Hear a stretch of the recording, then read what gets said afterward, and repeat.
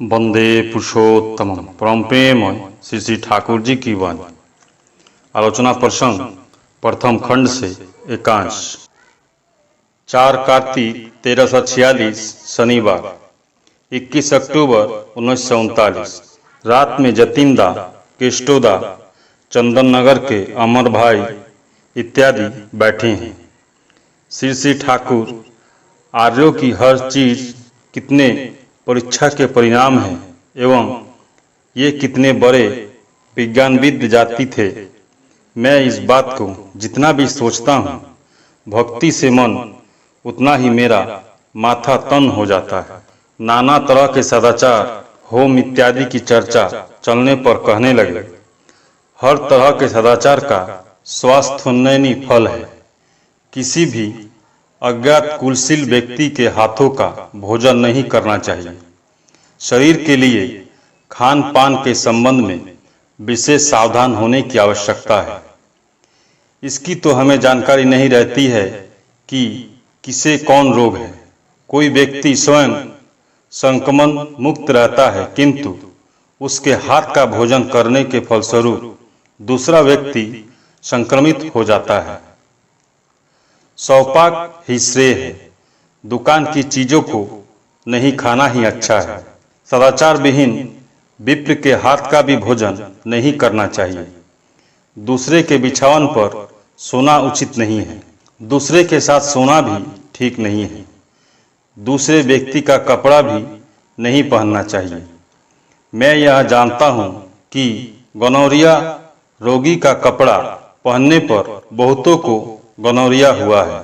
मेहतर के काम करने वाले के साथ खाने के फलस्वरूप कितने व्यक्तियों ने कितने रोग ग्रहण किया है, इसकी क्या कोई गिनती है। बचपन से भाई भाई एक साथ खाते हैं, फिर भी मेल नहीं रहता है, और एक दिन 2 दिन एक साथ खाने पर यदि मेल हो जाए तब तो कोई बात ही नहीं थी। प्रायश्चित करते समय लोग गोबर खाते हैं, गोबर से घर लिपते हैं। हम इसे अनर्थ समझते हैं, किंतु गोबर की तरह बैक्टीरिया को नष्ट करने वाली चीज कम ही है। अर्थात गोबर में एक ऐसी चीज है जो बैक्टीरिया को नष्ट करती है, खा जाती है। प्रसंग क्रम में बोले, अनुलोम विवाह बहुत अच्छी चीज है। जतिनदा, यदि अभी 200-300 अनुलोम विवाह हो जाए तो। श्री श्री ठाकुर, नहीं, अभी अधिक न हो और कुछ अग्रसर होने के बाद ही करना अच्छा है। तत्पश्चात श्री श्री ठाकुर ने जतिनदा को कुछ लड़कियों के लिए अच्छे पात्र देखने के लिए कहा। उस प्रसंग में बोले, जहाँ भी जाएंगे वहाँ यह ध्यान रखेंगे कि विवाह ठीक तरह से हो। प्रातःकाल श्री श्री ठाकुर श्रीयुक्त खेपुदा के बरामदे पर प्रशांत होकर एक बेंच पर बैठे हुए हैं। हेमंत की स्निग्ध किरणें बबूल वृक्ष के झरोखों से आकर उनके चरणों में लौट रही है। आसपास अनेक माताएं एवं भ्रातावृंद खड़े हैं।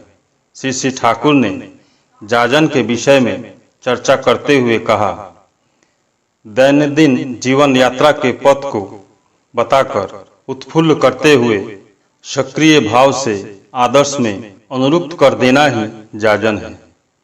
ठाकुर की बात अंत में कहनी चाहिए। यदि पहले ही करना शुरू कर दो, ठाकुर के बिना कुछ नहीं होगा, तो यह बात तुम्हारे लिए सत्य होकर भी दूसरे के लिए कोई कीमत नहीं रखती है। चाहे जो कुछ करो, उसके समस्या के माध्यम से आगे बढ़ना होगा। वही से ही नींव देने की जरूरत है, तभी वह दीवार मजबूत होगी। देखते नहीं, नींव से ही लोहा जड़ देकर गांथनी आरंभ करने पर दीवार कितनी मजबूत होती है। जहाँ जो जिस चीज को लेकर है वही से आरंभ करना होगा। तुम्हारे प्रति अनुरुक्त होने के साथ साथ तुम्हारे आदर्श के प्रति कोई अनुरुक्त होगा। मनमत्ता, नारियों को क्या करना है। श्री श्री ठाकुर, नारी तो पुरुष नहीं है, उसे नारी का वैशिष्ट बनाए रखकर चलना होगा। आप लोगों की तरह नारी जहां तहां जाजन करती नहीं फिरेगी। विधिवत रूप से परिवार को सेवा शुश्रूषा के माध्यम से ही उन्हें सब कुछ होगा। ऐसा न कर तथाकथित प्रगतिवादी नारियों की तरह चलने पर वे अपना वैशिष्ट खो बैठेंगे। एक भाई ने कहा, सस्तनी व्रत ग्रहण करने की आवश्यकता समझता है, किंतु चिंता इस बात की है कि कैसे निभाऊंगा। श्री श्री ठाकुर, जिस प्रकार खान पान चलता है उसी प्रकार ही सस्तनी आरंभ कर देनी चाहिए। आरंभ कर देने पर यह सोचना चाहिए कि क्या किया जाए और क्या नहीं किया जाए, तभी सस्तनी की जा सकती है। दोपहर में खाने पीने के बाद श्री श्री ठाकुर बिछावन पर आकर लेटे हुए हैं और केष्टोदा से कह रहे हैं, मेरी तो धारणा है कि जिस अतिवाहिक सूक्ष्म उत्पादन को वहन कर शुक्र की शरीर की सृष्टि करता है, मृत्यु के बाद भी शायद वह उपादान रह जाता है, नष्ट नहीं होता है, एवं उसे ही लिंग शरीर कहा जाता है। वह इतना सूक्ष्म होता है कि आग में भी नहीं जलता है। उसे ही कहते हैं अतिवाहिक सत्ता। यदि मनुष्य के क्षेत्र में यह सत्य है तो गाछ वृक्ष कपड़े लत्ते ईंट लकड़ी आदि सभी क्षेत्रों में यह बात सत्य हो सकती है। इसलिए मेरी धारणा है कि मृत्यु के बाद भी मनुष्य कपड़े पहन सकते हैं, चाहे तो खा भी सकते हैं, उस अवस्था में चाहे जैसे भी संभव हो। मुझे तो वैसा ही प्रतीत होता है, झूठ सच नहीं जानता।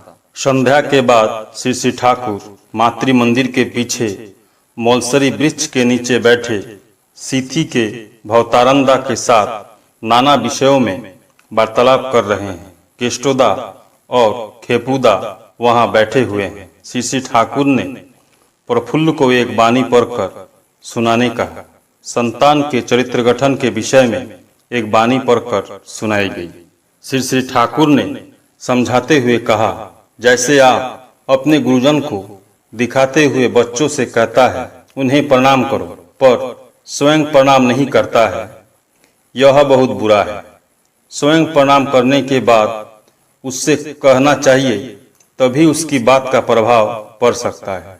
इसके बावजूद भी यदि बाप संतान के निकट उसकी माँ की उचित प्रशंसा नहीं करता है या बाप के गुण की चर्चा माँ नहीं करती है, तो इससे खूब क्षति होती है, श्रद्धा नहीं बढ़ता है। यदि माँ बाप बच्चों के सामने लड़ाई झगड़ा करते हैं तो उसका परिणाम बहुत बुरा होता है। श्री श्री ठाकुर कहने लगे, ये जो रुपए पैसे देखते हो, इसकी मैं उतनी कीमत नहीं देता हूँ। यदि कोई देता है तो उसे पाकर मैं जो खूब खुश होता हूँ, दरअसल ऐसी बात नहीं है, किंतु जो देता है उसके देने का आग्रह ही उसके लिए मंगलजनक है। यह देखकर ही मुझे अच्छा लगता है। यह बात भी सत्य है कि पाने पर सोचता हूँ 5 लोगों के अभाव को दूर कर सकूंगा। जिसकी जैसी आवश्यकता होगी उसकी पूर्ति उसी प्रकार करूंगा। रुपए के प्रति न मेरा कोई आकर्षण है और न लोभ ही। मेरे लिए आप लोग ही सबसे बड़ी चीज है। मेरा ऐसा स्वभाव ही है कि यदि कोई बीमार पड़ता है तो सोचता हूँ कि मेरी बहुत बड़ी क्षति हुई है, मन उदास हो जाता है। मनुष्य के साथ मेरे संबंध भी तो उनकी दुख विपत्ति लेकर है। कोई आनंद एवं कृतार्थता का संवाद भी आकर नहीं देता है। दिक्कतों में पड़ने पर ही मेरे निकट आता है। कोई यह प्रार्थना करता है, ठाकुर मैंने लॉटरी का एक टिकट खरीदा है, 5,000 से अधिक जितने होंगे सारे रुपए तुम्हारे होंगे। 5,000 से अधिक एक पैसा भी मैं अपने लिए नहीं रखूंगा। उसे 50,000 रुपए मिल जाए तो वह फिर दिखाई भी नहीं देगा। उन रुपयों के द्वारा अपने को बर्बाद कर सब कुछ स्वाहा हो जाने के बाद वह मेरे निकट आ खड़ा होगा, किंतु उस समय उसे देखकर मैं यह नहीं कह सकता हूँ तुमने जैसा कार्य किया है वैसा फल पाया है। उस समय वह बात याद नहीं पड़ती।